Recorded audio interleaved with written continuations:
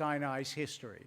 So I know that it might be a little bit uncomfortable or a little bit intimidating to have to come up here to speak, but I hope that you will, because I know that it will mean a great deal to the family and to all of us who want to get as rounded and full a picture of his legacy to us as we can. So for now, please turn to page 264, and we'll begin the Mariv service. We're in the smaller of your two red books in front of you, the Sidur Lev Shalem. We invite you to rise as we turn to page 264 for our weekday evening service. Behurachum yechaper avon velo yashchit vehirpa leshiva po velo ya'ir kol chamato Adonai hoshel melech yaneinu veyom koreinu barechu et Adonai hamevorach Baruch Adonai mevorach leolam vahed. You may be seated. Baruch Adonai Umahavir yom umevi laila mavdir ben yom uvein laila Adonai tzavaot shemo el chai v'kayam tamid imloch aleinu leolam vaed Baruch Adonai hamari v'ravim avat olam beit Yisrael v'chat Adonai ואהבתך אל תסיר ממנו לעולמים ברוך אתה אדוני אוהב עמו ישראל שמע ישראל אדוני אלוהינו אדוני אחד ואהבת את אדוני אלוהיך בכל לבבך ובכל נפשך ובכל מאודיך והיו הדברים האלה אשר אנוכי מצווך היום על לבביך ושיננתם לבניך ודיברת בם בשבתך בביתך ובלכתך בדרך ובשוכבך ובקומך וקשרתם לאות על ידיך והיו לטוטפות בין עיניך וכתבתם על מזוזות ביתך ובשעריך. We continue privately on page 266. והיה אם שמעו תשמעון ותתאי אשר אלוהים את זה.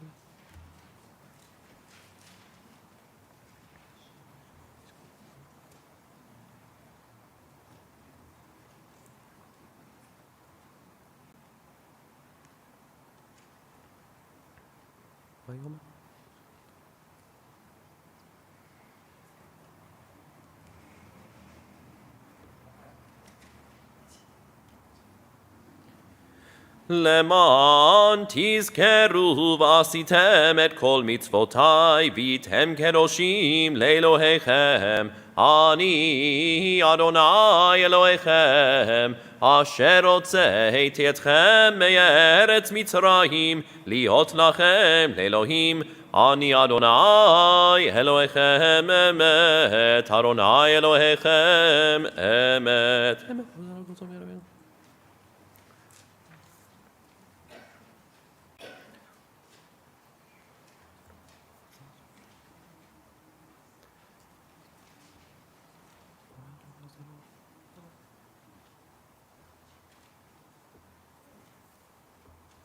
Middle of 267. ומלכותו ברצון קיבלו עליהם משה ומרים ובני ישראל הכנו שירה בשמחה רבה ואמרו כולם מי כמוך באלים אדוני מי כמוך נדר בקודש נורא תהילות אוסף אלה מלכותך ראו בניך בוקע ים לפני משה זיני הנו והמלו אדוני ימלוך לעולם ועד ונאמר כי פדה אדוני את יעקב וגאלום יד חזק ממנו ברוך אתה אדוני גאל ישראל השכיבנו אדוני אלוהינו לשלום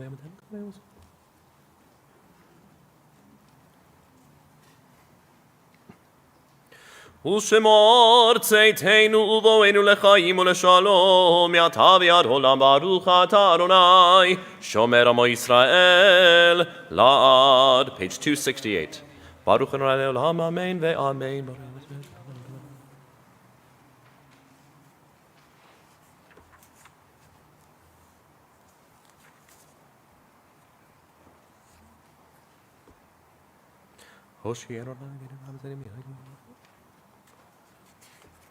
ברוך ה' ביום, ברוך ה' בלילה, ברוך ה' אמן.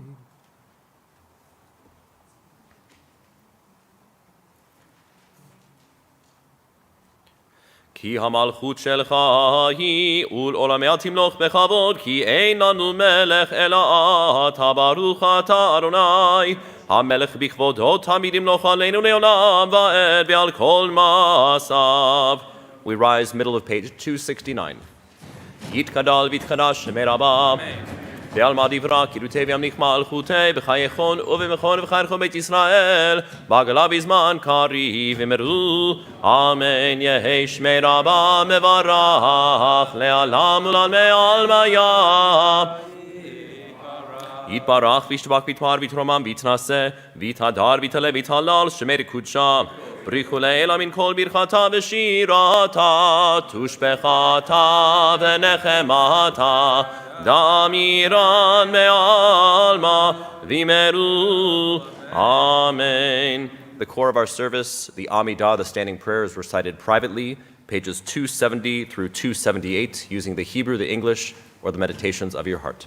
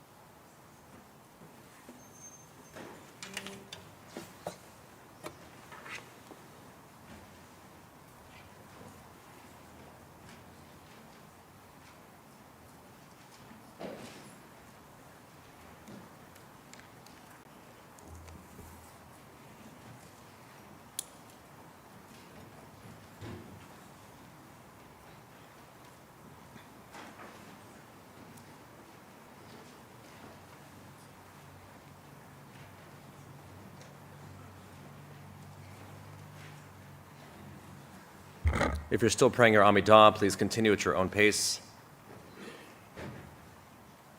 As our beloved teacher and friend Rabbi Dershowitz was a lover of music, we have a small musical medley to share in his honor. We have a prayer for Jerusalem, a prayer for peace, and a prayer for a better year.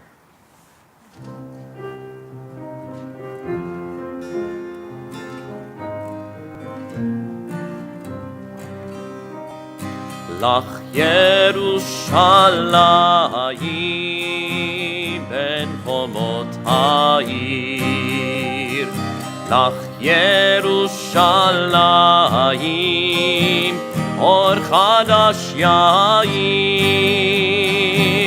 belibeinu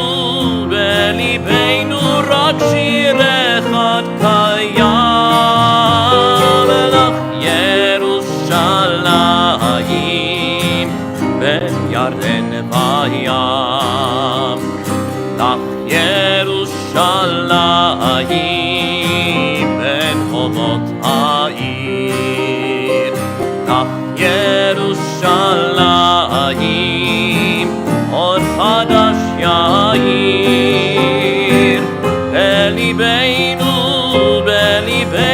rak shir echad kayam, Lach Yerushalayim ben Yarden vayam, ben Yarden vayam. Oseh shalom bimromav, uyaseh shalom aleinu, le'al kol Yisrael, ve'imru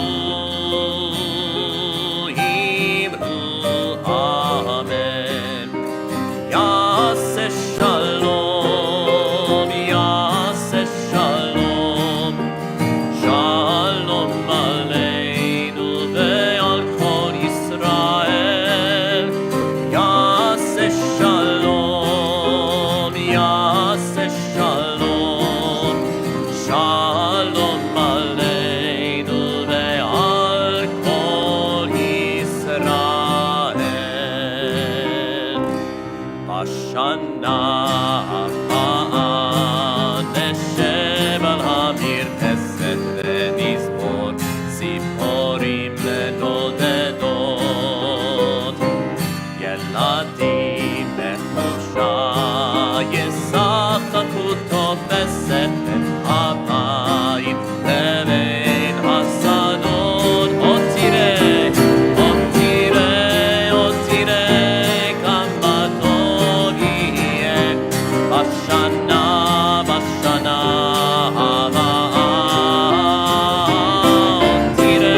עוד תראה כמה טוב יהיה בשנה הבאה.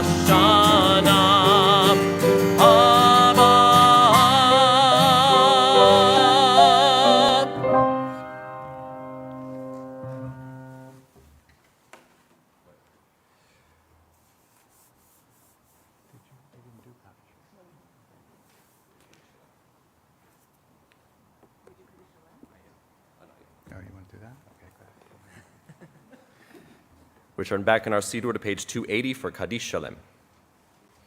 יתגדל ויתקרא שמי רבה, מעלמא נברא קירותי ומניח מלכותי, בחייכון ובכל ובחייכו בית ישראל, בגלה בזמן קריב המרו, אמן יהי שמי רבה, מברך לעלם ולעלמי עלמיה, יתברך וישתבח ויתפאר ויתרומם ויתנשא, ויתהדר ויתעלה ויתעלה שמי קודשה, בריחו לעילא מן כל ברכתה ושירתה, תושבחתה ורחמתה דמירם ימה במרו, אמן יהי שלמה רבה מן שמיה וחיים עלינו ועל כל ישראל במרו, אמן עושה שלום במרומיו, הוא יעשה שלום עלינו ועל כל ישראל במרו, amen. We rise for Alenu, page 281.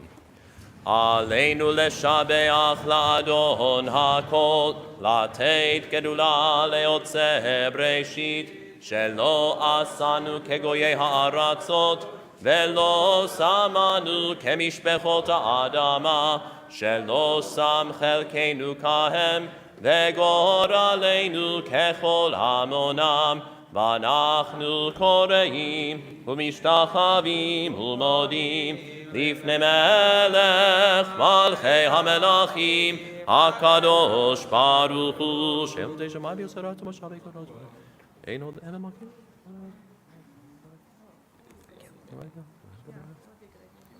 על כן קבל לך על כי לך תקרא. ככתוב בתורתך ארונה ימלוך לעולם ועד, ונאמר והיה אדוני למלך על כל הארץ. ביום ההוא יהיה אדוני אחד, ושמו אחד. This evening, which begins the 8th day of the Hebrew month of Nisan, we recall the yortzites of Evelyn Axelrod, Annabelle Boran, Randy Cantor, Iraj Kohanzad, Amir Danielpour, Marcia Essenfeld, Daniel Goldberg, Irma Goldner, Leon Gottdank, Rose Kramer, Margaret Lautman, Anna Lisser, Nitza Nieman, Clara Paris. We, of course, remember our Rabbi Zvi Dershowitz, Rabbi Zvi Elimelech. We ask those in mourning or observing a yortzeit to please rise on page 282, the words for the mourner's Kaddish. Yitkadal, Yitkadash, Shemei Rabbah, V'yalma, Divarach, Hirute, V'yamlich Malchute, V'chayechon, V'yomechon, U'v'chaye Dechol Beit Yisrael, V'agala U'vizman Kariv Yimaru, Amen. Yehi Shmei Rabbah Mevorach Le'olam U'lomei Omaya. Yitbarach, V'yishtabach, V'yitpa'ar, V'yitromam, V'yitnaseh, V'yithadar, V'yit'aleh, V'yithalal, Shemei Dekudesha Barichu, Le'ela Minkol Birchata V'shirata, Tushbachata V'nechemata, Da'amiran B'yalma V'yimaru, Amen. Yehi Shlama Rabbah Min Shemaya, V'chayim Alenu V'al Kol Yisrael V'yimaru, Amen. Osei Shalom B'imromav, Hu Ya'aseh Shalom Alenu V'al Kol Yisrael V'yimaru, Amen. May God, who brings peace unto heavens, bring peace unto all those who mourn. And let us say, Amen.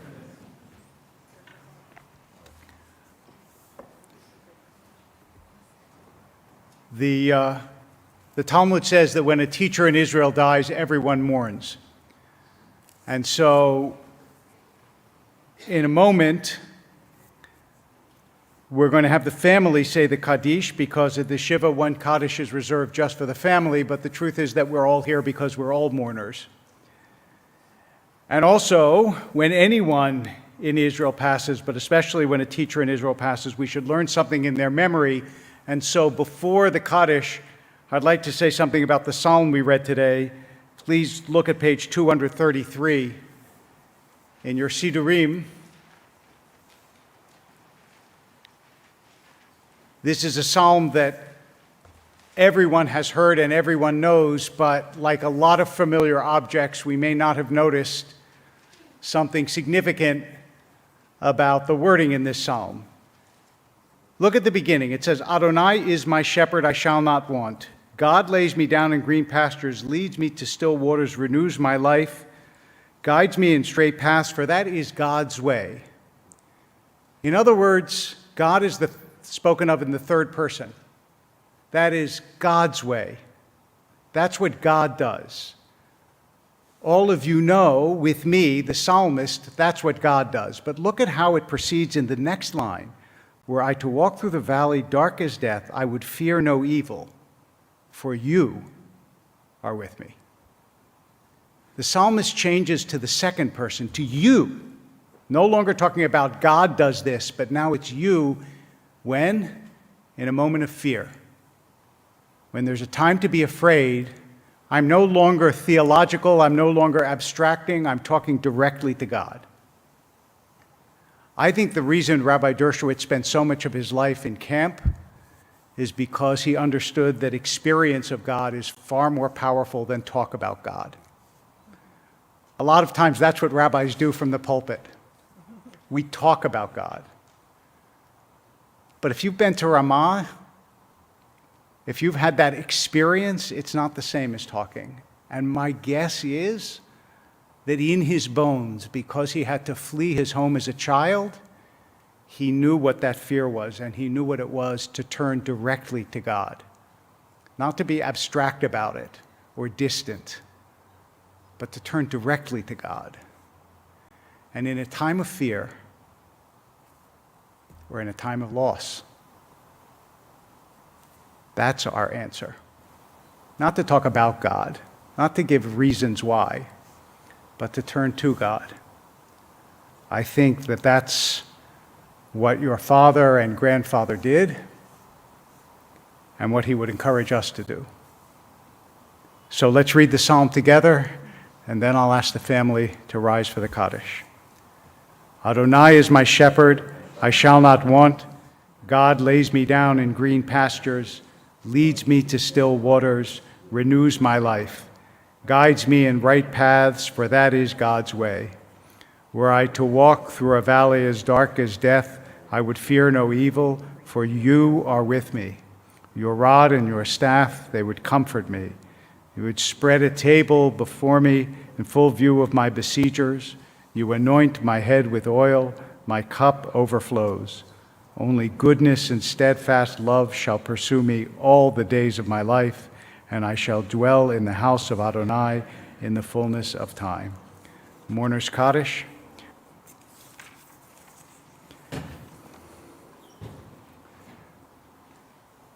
Yit kadal v'yit kadash shemei rabbah. Bi'alma divrach yirutei v'yamlich malchutei v'chayechon uvyomechon v'chayei dechol beit Yisrael ba'agala uvizman kariv v'imru Yehei shmei rabbah mevarach leolam olmei omaya. Yit barach v'yish tabach v'yit ba'ar v'yit romam v'yit naseh v'yit adar v'yit aleh v'yit halal shemei dekudesha le'elam min kol berchata v'shirata tush b'chata b'nechemata da'amiran bi'alma v'imru Yehei shlama rabba min shemaya v'chayim alenu v'al kol Yisrael v'imru Oseh shalom b'mromav hu ya'aseh shalom alenu v'al kol Yisrael v'imru. Amen.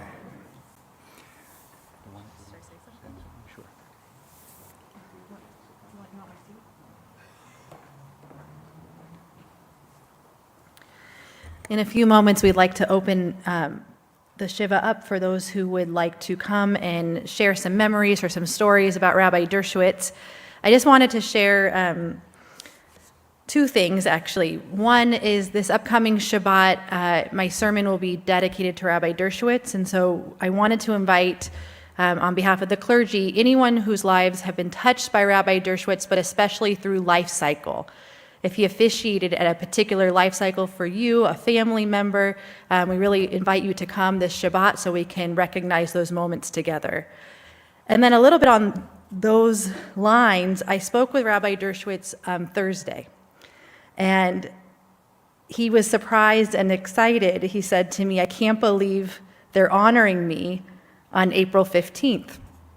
And I said, why are you surprised? Of course you deserve to be honored for your 50 years of service and for your 95th birthday.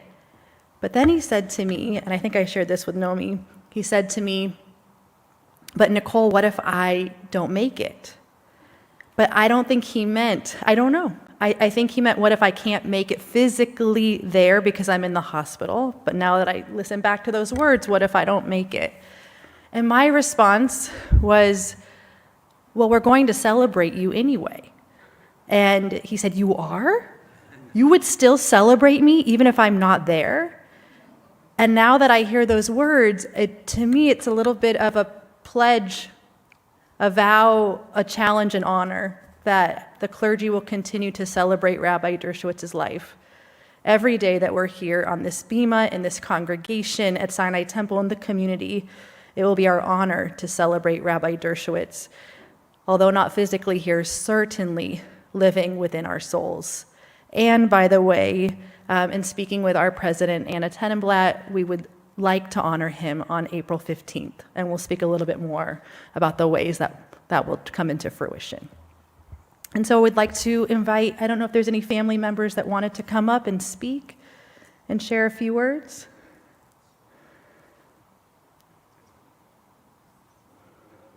Rabbi Sherman, you wanted to? Oh, and I see Joseph, please. Yeah, so I think Rabbi Sherman, go ahead, and Joseph, you want to come up next? And if anyone from the family, Nomi, you want to speak? Let's have Nomi speak first. No, Nomi, you speak first.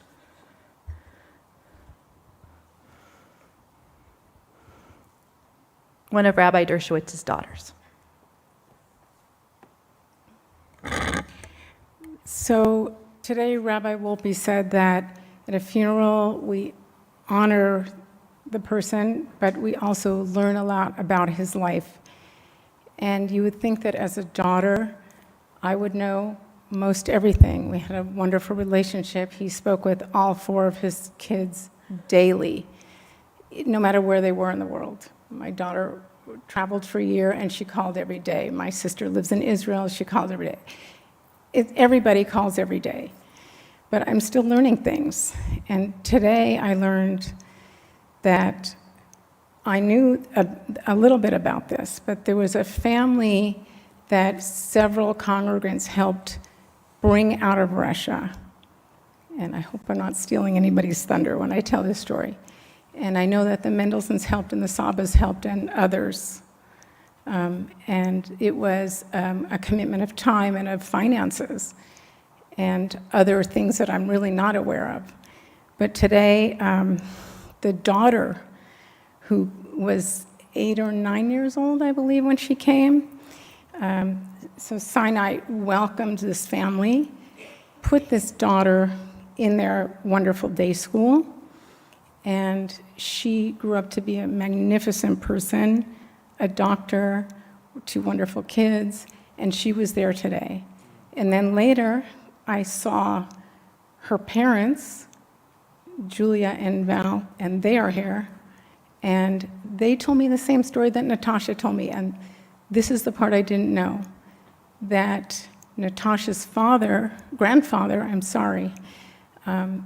was also stuck in Russia, and they would not let him out because he was a scientist, and they weren't letting out Jewish scientists, Jews of any kind, but especially scientists. And my father apparently wrote a letter to the Estonian synagogue and somehow finagled his way to get him out. It was absolutely, the doors were closed. They would not bring him across the border, but I'm not even sure how. I'm sure I'll learn more. But that's something I learned about my dad today. That and that he wasn't fancy.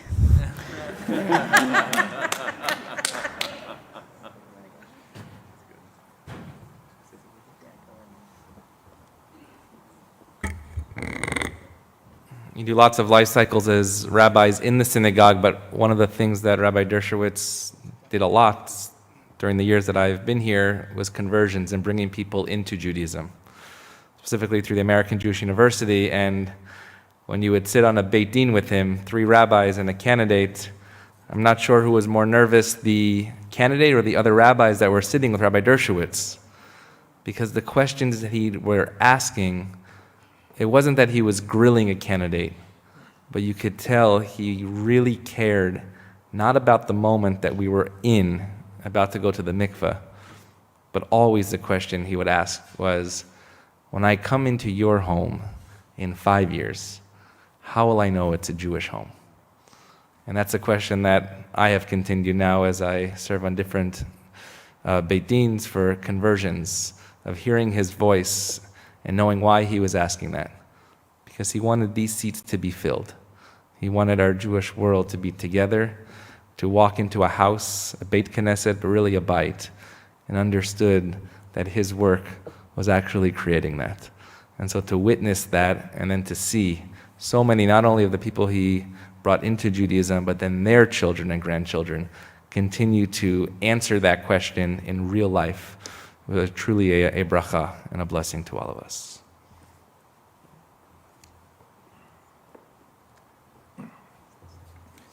My name is Louis Kemp.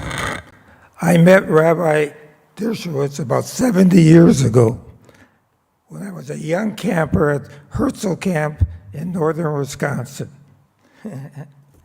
He was the director of the camp, and he had a tremendous influence on me and all the campers.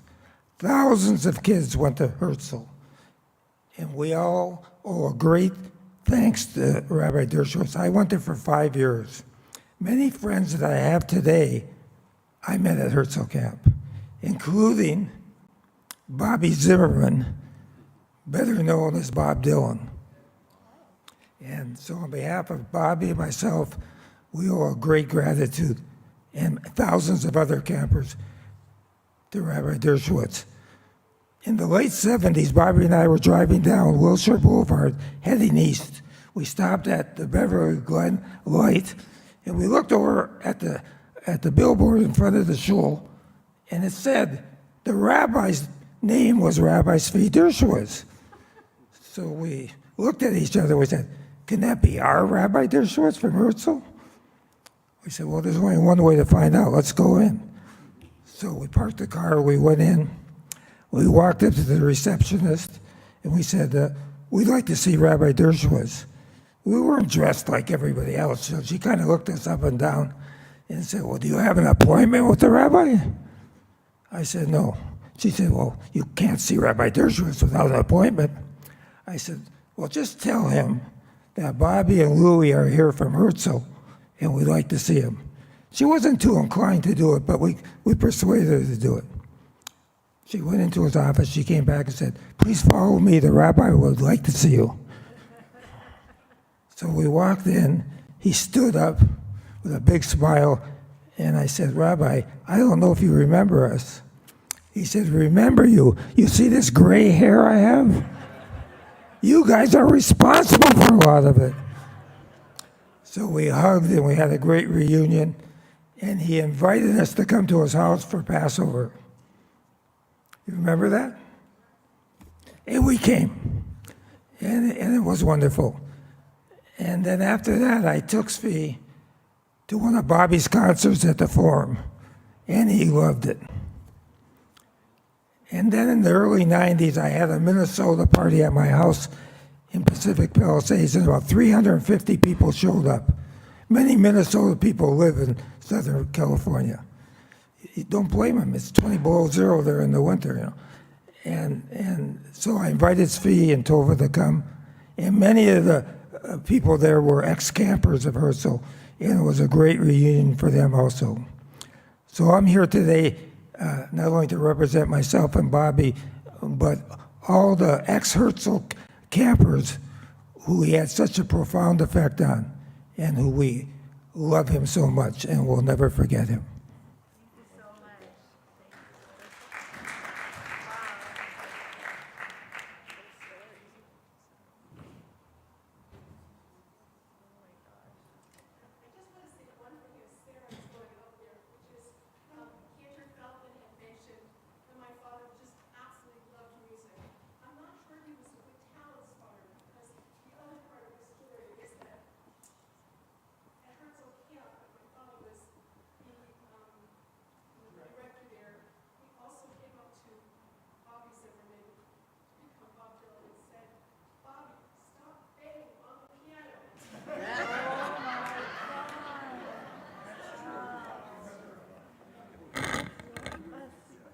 Hi, everyone. My name is Joseph Gaboyan.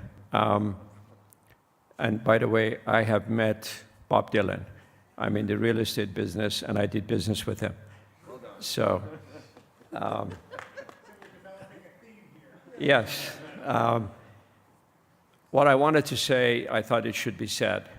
On behalf of myself, all the past and present Persian members of the synagogue, and all the past and present non-members, Persian non-members of the synagogue who have used the synagogue on Shabbat services and other things, we all owe a huge debt of gratitude to Rabbi Dershowitz, because when we came here after the revolution, he was the one who accepted us with open arms, despite the fact that there were differences in our customs and the way we did things.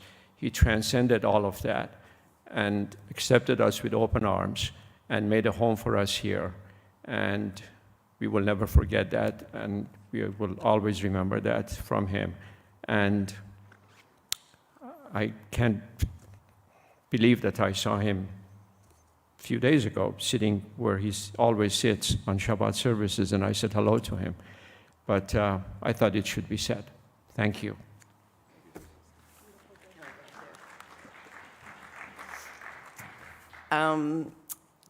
Rabbi Dershowitz, 40 years ago when we joined Sinai Temple, my parents lived in San Diego and they came up to Sinai Temple, and I couldn't wait to introduce them to Rabbi Dershowitz. So my father and mother are so impressed with Rabbi Dershowitz, that Rabbi, it's such a big synagogue. And so Rabbi Dershowitz says to my parents, you know, your daughter, Sarah, is really something. She's an unbelievable force in the synagogue. She just is an unbelievable person. Every synagogue needs one of her. Not two, but just one. And my father loved to tell that story because my father only had one daughter, and that was enough for him. You know, that was just enough.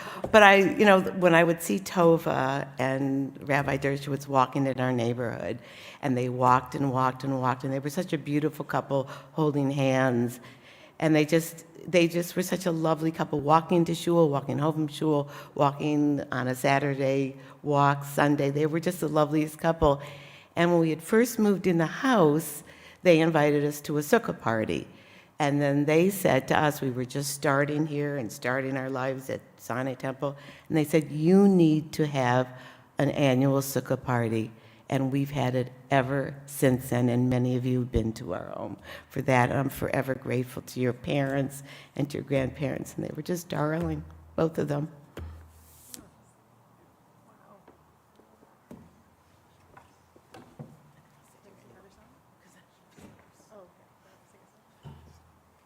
So we were just going through my office today. There's some files that have yet to be taken care of, but it was really interesting because we pull out 2 letters that were thank you notes to Rabbi Dershowitz, just happened to be found today. Dear Rabbi Dershowitz, thank you so much for helping me fulfill my bar mitzvah. At the same time, you've taught me so much about the Torah. I would not have been able to succeed without you. Dear Rabbi Dershowitz, thank you for taking the time to help me with my bar mitzvah speech to get it prepared. He would mentor about 100 b'nai mitzvah candidates per year, helping them all with their speeches up until just a few years ago. The few times I met with you, I really enjoyed talking to you and hearing your take on things. My bar mitzvah was a great experience, and thank you so much for being a part of it. And countless other letters, all of gratitude to Rabbi Dershowitz.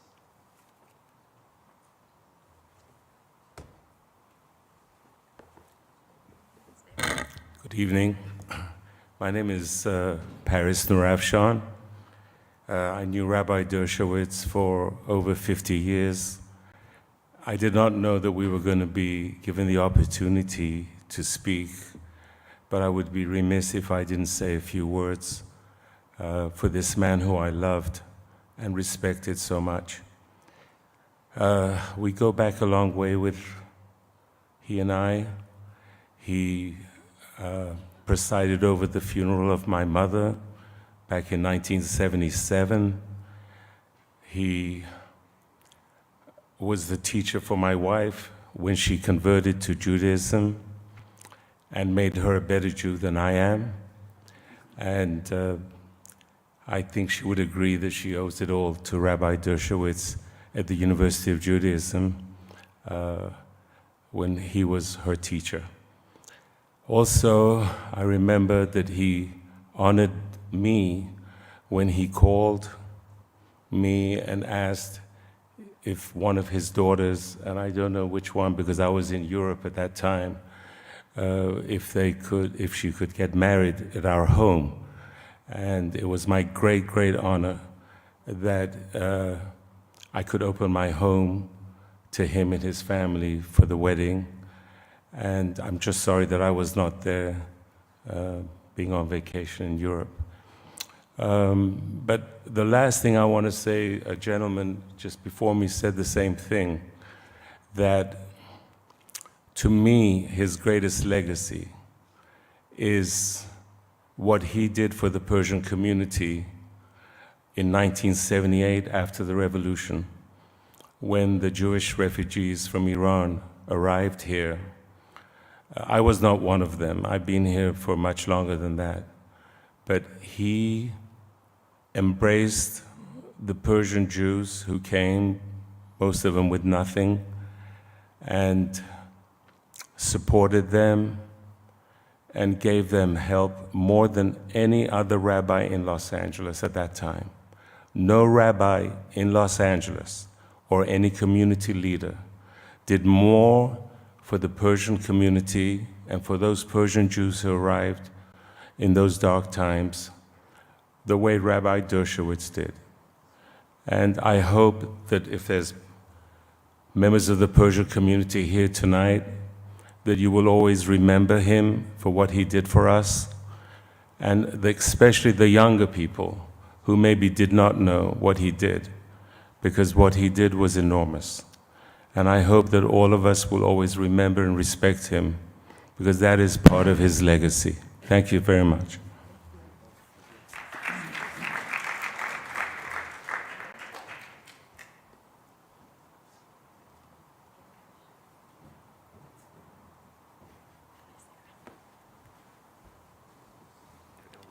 Yeah. Oh, doesn't? Yeah, great. Rabbi Sherman mentioned that Rabbi Dershowitz served on Beit Dins a lot, and I was one lucky enough that he served on mine. And I can tell you, the candidates were more nervous. And I can remember it vividly. I got up there early because I knew I'd be nervous, and I thought I'll walk around before, I'll meditate. And I got up there and I saw Rabbi Dershowitz eating lunch, sitting outside of the table.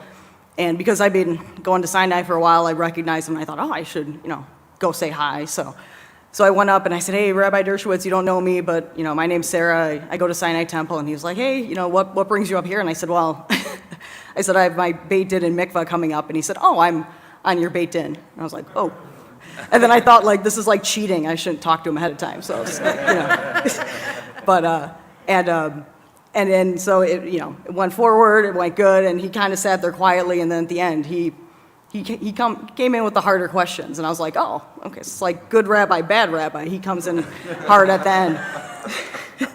But it was wonderful, and I remember one of the questions he asked, because I'd mentioned I'd been attending services here, and he said, Sinai Temple has an Israel Center, what are your thoughts about Israel? Would you like to go visit sometime? And I said, yeah, absolutely, I'd like to go visit. And it just so happened that a few months ago I did, and I remembered that conversation and the question he had. So a couple weeks before we left, I went up to him at a Shabbat service, and I said, hey, Rabbi Dershowitz, I just wanted to let you know, you asked me if I want to go to Israel, and I'm going to go in a couple weeks. And he said, oh, are you going with the Sinai Temple trip? And I said, yeah. And he said, oh, thanks for telling me, you made my day. And so that was really sweet. And I was like, good. And on my 1-year anniversary, I went up and thanked him for serving on Beit Din, and he said, I'm glad you're at the synagogue. And so it was just really neat to be able to share, moments like that, and he was always excited to share, in my joy and everything. So for that, I'll be grateful, because he was literally one of the first people to welcome me to the Jewish people, so.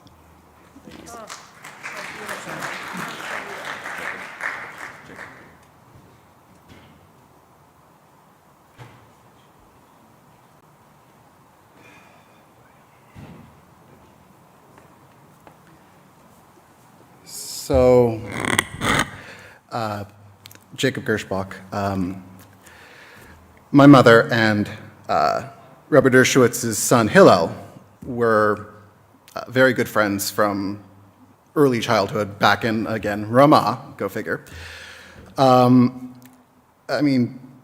families have been sufficiently close that, when I was doing my bar mitzvah, not only did he help me with my speech, but like many B'nai Mitzvah, I did a candle lighting service at my party, and Hillel, Joe, and Jonathan were in fact one of my candles.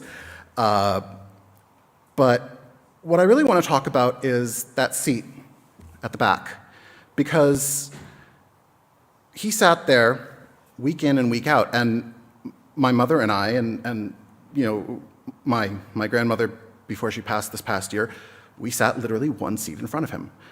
And I grew up, as I said, with the rabbi over my shoulder. And every week, as I was a kid, Mom would, we would read the Torah portion together. And Nana Betty and Mom would ask me questions about it, and I'd ask them questions about it. And every now and again, Rabbi Dershowitz would interject something, because we would say something that he disagreed with. Like, there would be an interpretation, or someone would read one of the commentaries, like, no, that guy does not know what he's talking about. That is totally a bad interpretation. It should be this way. Or he said, no, you've got to look up this one. And it's like, okay. And then, by the same token, whenever I needed to know something, whenever I didn't know where to look, whenever something occurred to me later on, I would just turn around and I would just ask, because he was right there. And it's like he was the walking encyclopedia. He was the walking database of this knowledge, this rich history. And you knew that even if he didn't know the answer off the top of his head, he knew where to find it. And he knew, oh, I know of 2 or 3 different versions of this, and you should go look at this or this or this book. And you just knew that if you asked him, he would have an answer, or he could find one for you. And he wouldn't give up until he did. I think the only question he was ever stumped on was the same one that stumped poor Rabbi Wolpe, and that was from my brother, who found these 3 tiny letters in Echa, which is probably scribal error, but we'll never know for sure. But the thing that really gets me is that he's always been there. And my entire life, he's always been there. The rare Shabbat when he wasn't there was like, is he okay? Oh no, he's in Israel. Oh, okay, that's fine. He's, or oh, he's in New York with Hillel. It's like, oh, okay, whatever. But, for me, I grew up swimming in the pool with Jonathan. I grew up, going to Friday night dinners at their house from time to time, with Tova. And I mean, it's hard for something to simply just be gone. Right? Something that we're used to, that it's not just a pillar of your community, it's literally a foundation stone. And when something like that disappears, it's very hard to simply move on. You have to take a moment and not just reflect on it, not just remember it, but you have to acknowledge just what it really did for you. Because we build our own supports, like scaffolding, right? They are the scaffolds that we have built our own buildings around. Yes, they were a pillar of the community, but we've built our own. But we couldn't have done it had he not been there to start, right? We wouldn't have had a place to begin. The old saw is about standing on the shoulders of giants. We didn't just stand on his shoulders. He held us up on his hands above his head, and that is a remarkable thing.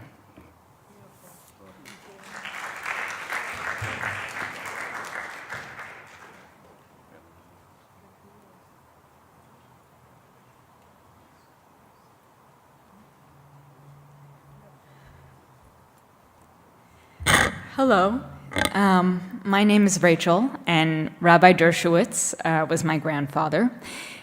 We heard a lot about really how influential he was in the LA Jewish community, Sinai, the Persian community, and really he was such a staple figure, and really didn't just talk, but really walked. And there was a theme that, sorry, the theme that came up all the time today is that he was not fancy. He really, because for him he was just a man of character, and really a man of his word.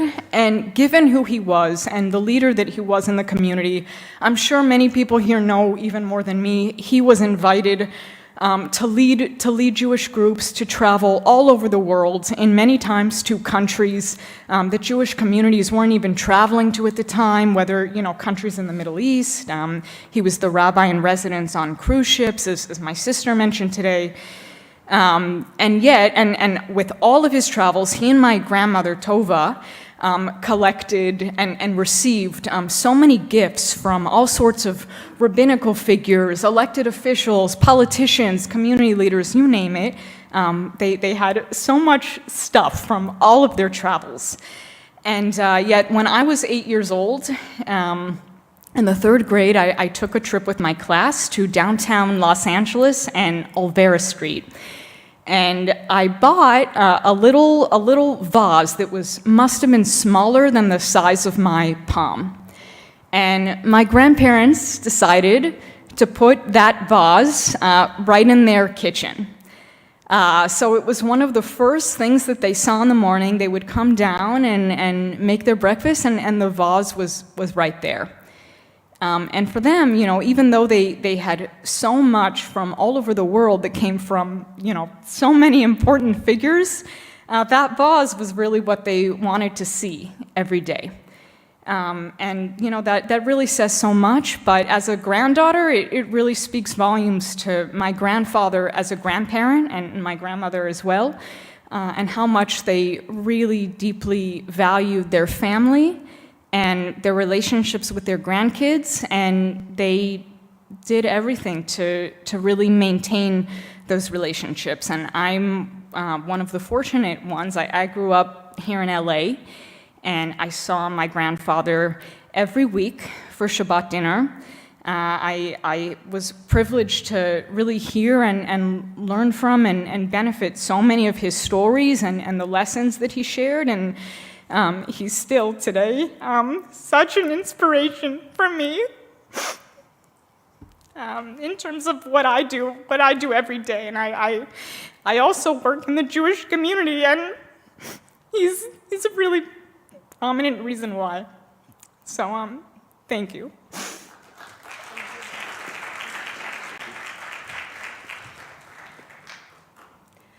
Hi, my name is Cookie Greenberg. My family goes back a very long way, so to pick up that theme about Bobby Zimmerman, I can't claim to have known him, but my grandma knew his mother. For the Dershowitzes who may not know or don't remember, since we all grew up together, our fathers, may they both now rest in peace, went to Herzl camp together, and my grandfather was Zvi's dentist. So I feel very lucky that this connection has been existing for so many years between our families. And he was a good friend, not just a rabbi, who was part of all of our family simchas. He married me, he married my sister, and one of the most recent memories I have with Zvi was when the Cantors Assembly had their 75th commemoration here. I was here and I was standing with Zvi and Cantor Ari, and they did, the whole assembly sang L'Dor V'Dor, and I was standing with Zvi, and it was almost as though my dad were there with me also, because they both sang with such pride and stood upright and sang loud and proud, and it was just the best feeling. So thank you for all the years, and we will go on and carry on that Midwest tradition.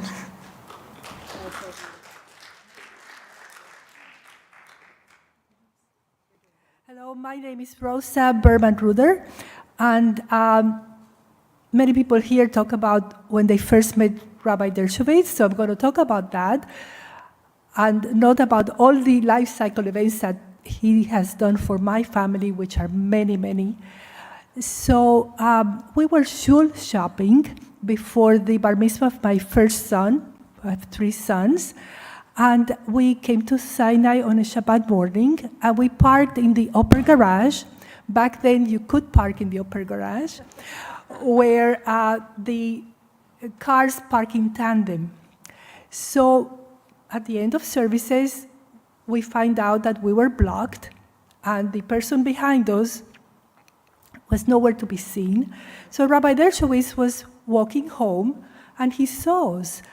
And he engaged in conversation with us. He waited with us until somebody came. So he made us feel good, made us feel welcome. When we told him we're from Cuba, he said, well, he had just been to Cuba. So we started in this conversation about Cuba. So it was a warm feeling to have a clergy spend his time, probably he wanted to go home after services. No, but he was there until somebody came and took that car out and we were able to leave. So that was the first experience. And of course, we joined Sinai. And all my 3 sons were bar mitzvah here. 2 out of 3 were married by Rabbi Dershowitz. The 3rd son was married by Rabbi Wolpe.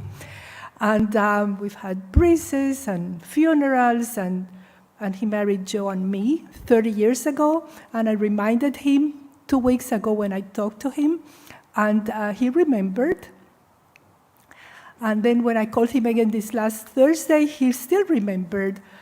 That was 3 days before he passed. His mind was clear, and he was such a wonderful person, such a part of our lives that we will miss him dearly.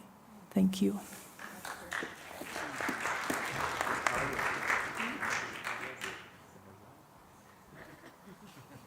Boy, everybody's spoken so beautifully. I'm Alan Wallace, and my wife, Nomi, is Rabbi Dershowitz's daughter. I just wanted to add one thing.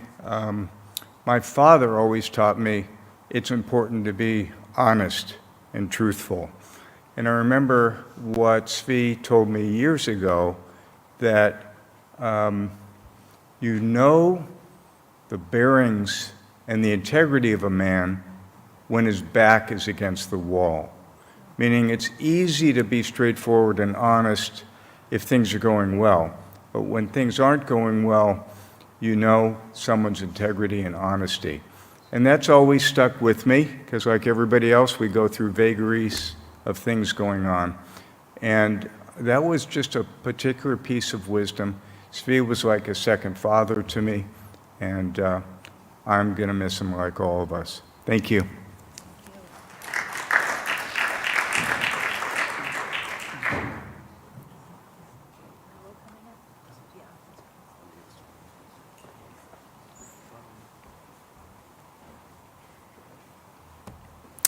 Hi, everyone. I'm Noah. I was one of Zvi's grandchildren.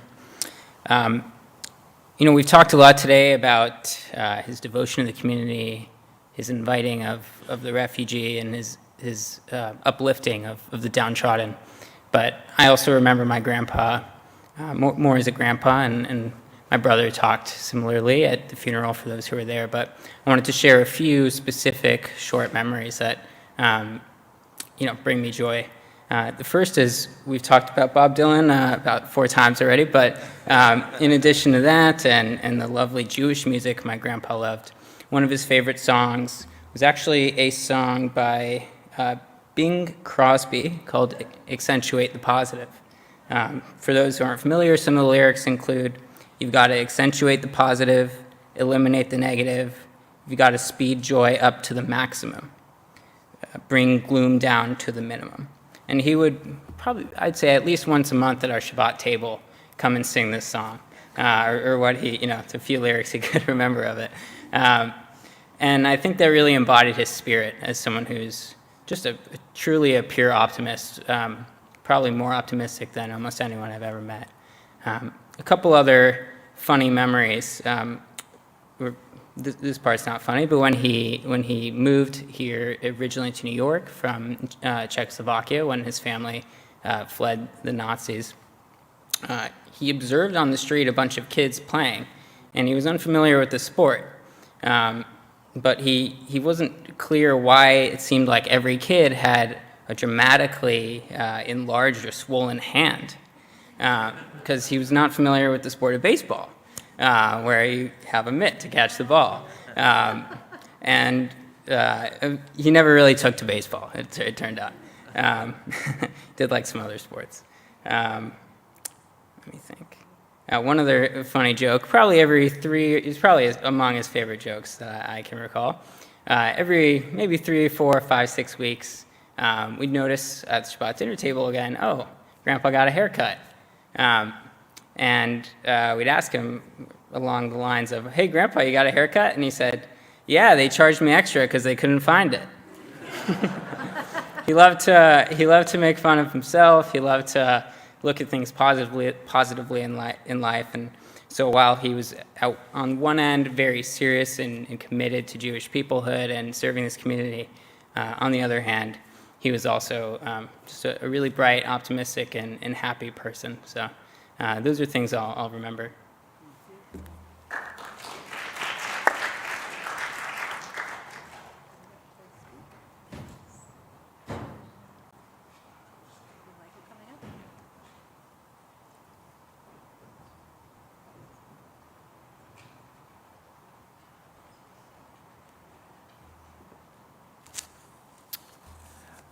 My name is Michael Silberstein, and I'd like to share a little bit different side, not being a family member, but of my friend Rabbi Dershowitz. It started out with finding a wife who's not Jewish and being told if my wife was going to go to conversion class that I had to go with her. And I thought to myself, why do I need to do that? I have a checkbox. I'm Jew. By the way, so I wound up going, and I learned that Rabbi Dershowitz turned me into a Jew, that while I had it as a checkbox, I really knew nothing. Number two, you should also know that I think when Rabbi Dershowitz taught this class, he might have been in his 80s. Early 80s. And, by the way, he had game as a rabbi. He looked at all the men in the class, and he said, "Guys, I'm going to teach you something that I can't teach a 12 or a 13-year-old, that the Shabbat is about intimacy." So all the guys looked around and were like, "Sweet, we'll be here for another 26 weeks with you."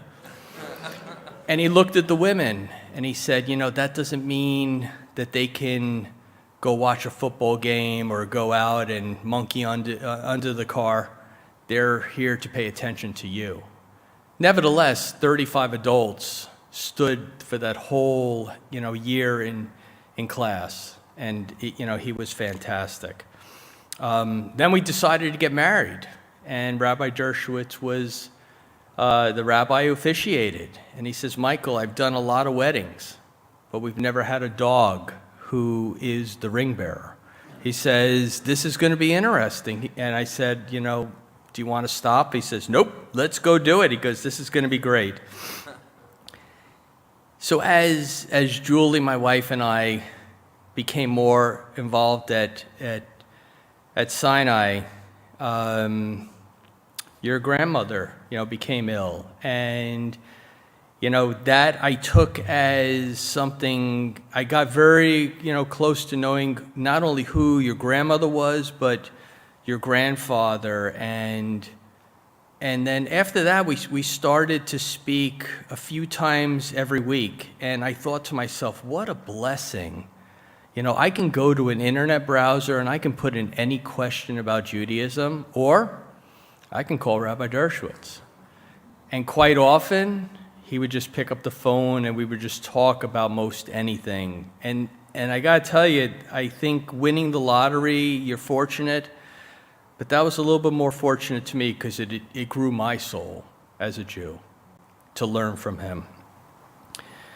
Many evenings, as I was walking the dog, and when it would be dark out, he would pick up the phone. And by the way, Judy, I think I was competing for your phone calls coming in from Israel at that time.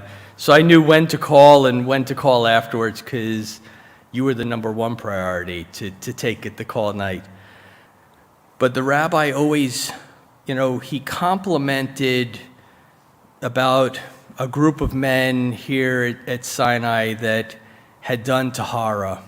And I was one of them, and he always complimented, like, that's so decent to do. And I said, but Rabbi, you're the guy who gives all of the mitzvah funeral, your time, and I was just amazed of, You know, the amount of time it takes to volunteer for Tahara as compared to speaking with family members and what he donated himself, and yet he was thanking me for doing it. And I said, but I'm just trying to emulate you of what you do in your life. And then to kind of fast forward, you know, Rabbi Dershowitz was so kind. I participated in an interfaith religious group where I'm the token Jew. And I feel that if I can show a side of Judaism to these other folks, it's good for all of us. And I asked your grandfather to join on one of the calls, and he spent 2 hours with these folks. It was about three years ago, and they remember him to this date. And I'm talking about folks who are Mormon, they're Christian, they're Catholic, they're Church of Latter-day Saints. And even as of last week, they're like, how is Rabbi Dershowitz? We'll pray for him. You know, so he's really impacted. And I'll just close off by saying when and I mentioned this to a few people, when I went to see Rabbi Dershowitz on Saturday evening, I got to him about 8 p.m., and I said, Rabbi, I did not recite Havdalah with Julie, with Nessa. Can I say it with you? And he said, yes. And he sang a few of the verses. And all of a sudden, going through my mind, I'm like, I'm reciting prayers to a rabbi. Like, wow, you know, this is something I'll never forget. So when I sang Eliyahu Hanavi, he faded out. And I stopped, and I sat there with him. And about 20, 30 seconds later, he looked up at me, he says, can you finish the prayer? And what did you say? Yeah, can you finish the prayer? And I finished the prayer, and I just thought how all of the things that he taught me, I gave him something back that he put value to. So in closure, I feel like I lost a friend. I've never had a friend that much older than I that I was able to relate to, and I felt like he brought me into your family, and for that I'm grateful.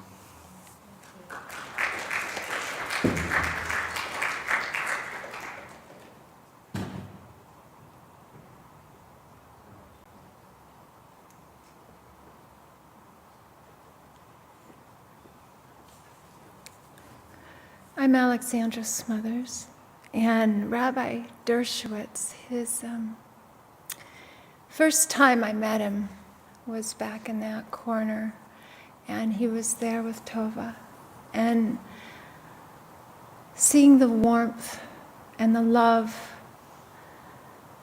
and the commitment that he had to her was just such a visual representation of everything that I have come to know of Judaism, and it just touched my heart so deeply. And every week, he was my touchstone. I wrote a screenplay about the Holocaust, about refugees. I had people come, read it. He said, I want to come. I want to be there with you. We had Cuban refugees. He was there. We had another survivor, family members, and afterwards he said, you told my story. And to hear that from him it's something that I've tucked away and that I'm so afraid to share with the world. But every time I saw him after that reading, he would say, what are you doing with your script? What are you doing with it? He's a gift. He's a gift. And he said when I go to Israel to look you guys up, so I'm sorry that we had to meet now and not before.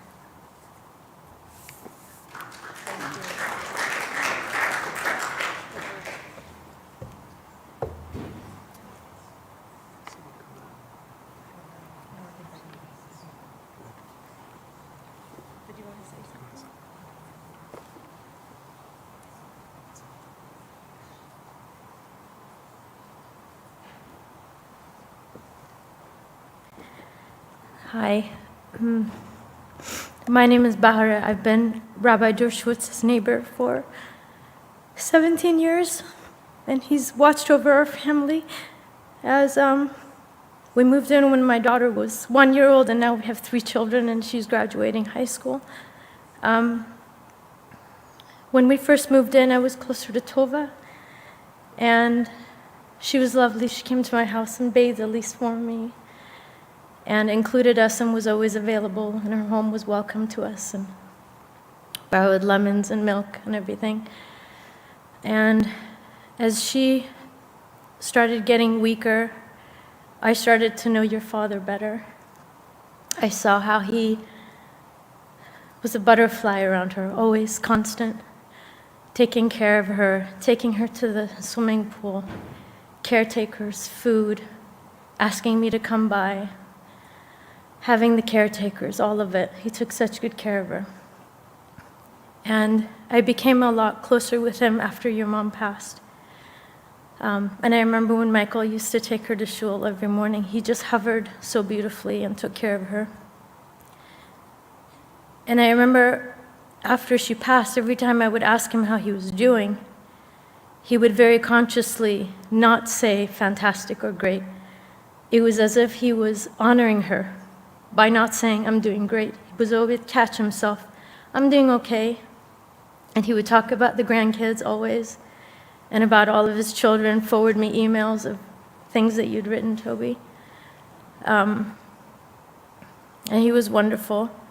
But I think what I appreciate most about him is, and Michael, you touched upon it, I'm petite and a girl, and it was hard. It's hard for me to understand how someone who was almost twice my age saw me and treated me as an equal.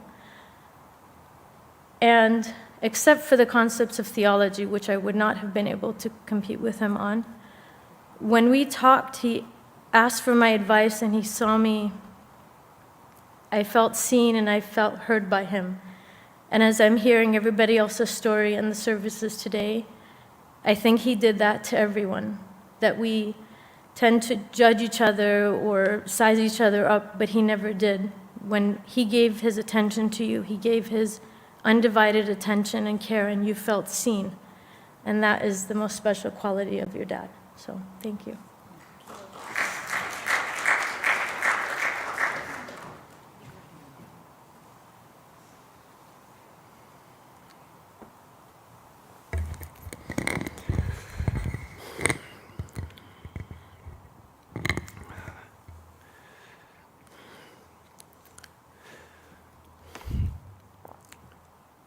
I want to encourage you to continue to share memories throughout Shiva, for all of us to share memories over the course of the Shiva period and in the days and weeks and months to follow, as we think about how we continue to keep Rabbi Dershowitz, his memory be for a blessing, continue to keep him with us. I feel like on the one hand, I have no right to stand up here because I've probably known him the least amount of time of anyone here. I'm Avi. I'm the newest rabbi here at Sinai. I started in July. But on the other hand, I think it's maybe a testament to the idea that it's not about length of time, but it's about the depth of relationship or the interactions that we have. And that was Rabbi Dershowitz. Created deep relationships, even with people he just met. And we did have a connection because my parents worked for him at Camp Ramah. And so when I met him, my first Shabbat here, first Shabbat in July, second Shabbat in July, I walked in and was walking around with the Torah. I saw him and he welcomed me with open arms as he welcomed all of us. And as we're walking around, he says, I want us to talk. We need to have lunch. I want to tell you all about Sinai. Welcome. Let's find a time. And I said, of course, I'd love to meet with you, Rabbi Dershowitz. And so we found time. We scheduled an hour to have lunch. And he invited me over, and I made him promise that I would bring lunch. And he said, okay. He allowed me to do that. And we went in, and he welcomed me into his home. And we sat down on the couch, and he began to share. And he shared about his life coming to America and what he was able to do for Israel, and of course meeting Tova, the love of his life, and his family, who he loved so dearly. And time was going on, and I kept getting messages in my phone, and I felt like it was rude. This was my first week on the job, and I didn't want to check my phone. I was staying with Rabbi Dershowitz, but I had to, and I looked at the clock, and it was half an hour past the time that we were supposed to be there, and I had other appointments to get to, but I didn't want to interrupt the conversation. And finally, after 2.5 hours together, which I enjoyed every moment of, I really did. I said, Rabbi Dershowitz, with all due respect, I have an appointment that I have to get to. And he looks at me and he says, he's disappointed. And he says, I didn't even get to tell you about Sinai yet. And I said, it's okay, we'll schedule another lunch. So we had lunch the next week, and I scheduled much more time. But from those conversations, I was able to learn so much about who he is, who he was, but who he will continue to be. And there's one particular story that he shared with me about Tova. May her memory be for a blessing, and forgive me if I get some of the details wrong, and you'll correct me after. But he was building a camp, and I don't think it was Herzl. There was another camp, maybe in upstate New York, before Herzl. And what's that? Solel camps. Thank you. Solel, a Zionist camp. And Tova was working with him on this camp, and they worked day in and day out, literally building the camp. I think it wasn't just creating programs, but actually benches and places to gather, and they did this day in and day out. And I can't remember if it was, I asked him, he was somewhere, and someone asked if she was his wife, and he kind of looked over and was like, maybe. I'm not sure if that was the story, or if it just, I asked him, how did you propose? And he said, well, it was the next logical step. And I love what he said. He said, she was my partner in everything.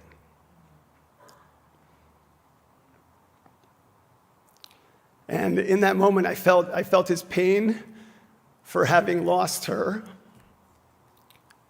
but I felt his great joy and honor for having had her in his life,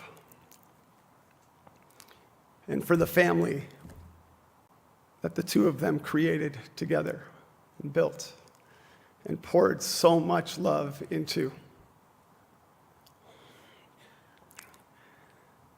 The rabbis of the Talmud ask a question. They ask, what does it mean when we say, Lalechet bidrachav, that we walk in God's ways? And of course, they answer their own question, and they say, just as God clothed Adam and Eve in the Garden of Eden, so too do we clothe the naked. And just as God visited the sick, visited Abraham when he was sitting outside of his tent, so too do we visit the sick.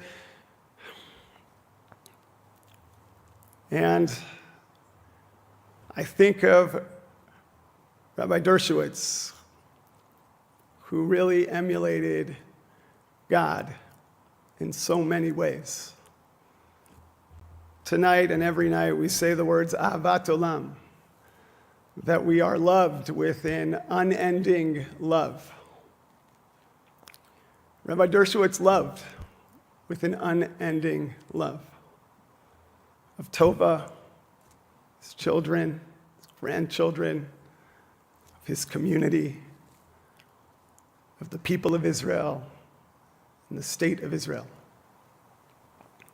And so, in his memory, Ahavat Olam, we too strive to love with that unending love.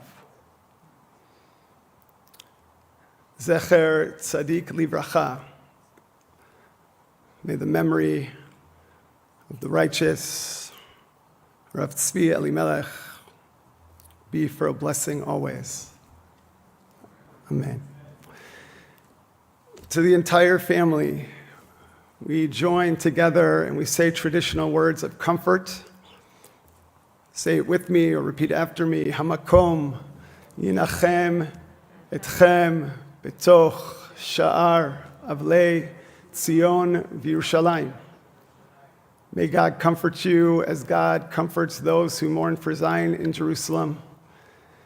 May you find comfort surrounded by family, community. May you find comfort in the beautiful and extraordinary memory of Rabbi Dershowitz, your father, grandfather's life. Together we say, Amen.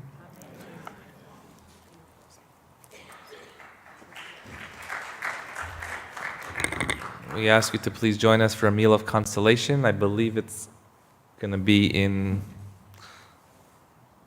behind in Ziegler Hall as the wall opens. Again, tomorrow evening at 7 p.m., the Shiva will be at Adat Ariel in Valley Village. And also we ask you to please join us on Shabbat morning here as we continue to honor the life and legacy of Rabbi Zvi Dershowitz, of blessed memory.